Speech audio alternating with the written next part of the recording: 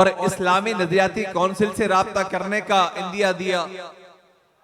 जब हर चीज वाज़ेह है आइन के अंदर, 7 सितंबर 1974 को दूसरी आईनी तरमीम के जरिए ये बात वाज़ेह कर दी गई कि नबी करीम हजरत मोहम्मद मुस्तफ़ा सल्लल्लाहु अलैहि वसल्लम के बाद किसी भी शक्ल में किसी को नबी मानने वाला और उस किस्म के दावे करने वाले का पैरोकार दायरा इस्लाम से खारिज है। जब कादियानी खुद को गैर मुस्लिम अक़लियत मानने पर तैयार नहीं है तो फिर उनको वो मराद भी कैसे मिले जो एक गैर मुस्लिम को पाकिस्तान में दी जाती है। और फिर उसके बाद इम्तिनाए कादियानियत ऑर्डिनेंस के अंदर मजीद इसकी वजाहत कर दी गई।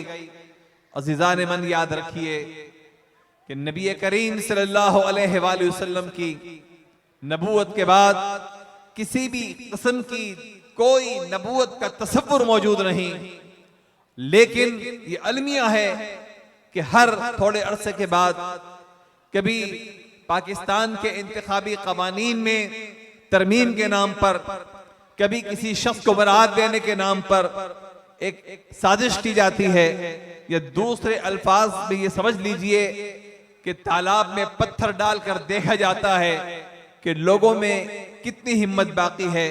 याद रखें कि जब तक इस वतन अजीज में एक भी ईमान वाला बाकी है तो अकीदा खत्म नबूवत का तहफ़्फ़ुज़ होता रहेगा और किसी की ये जुर्रत नहीं होगी कि वो नबी करीम सल्लल्लाहु अलैहि वसल्लम की खत्म नबूवत के मुनकरों को इस मुल्क में पनपने का मौका दे।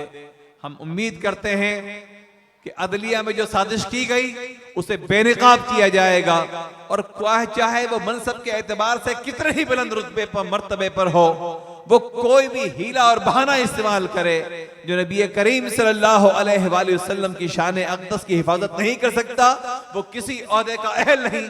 इस ना अहल को भी अपने ओहदे से यकीनन बरतरफ करना पड़ेगा। अल्लाह और उसका हबीब हमारा हामी।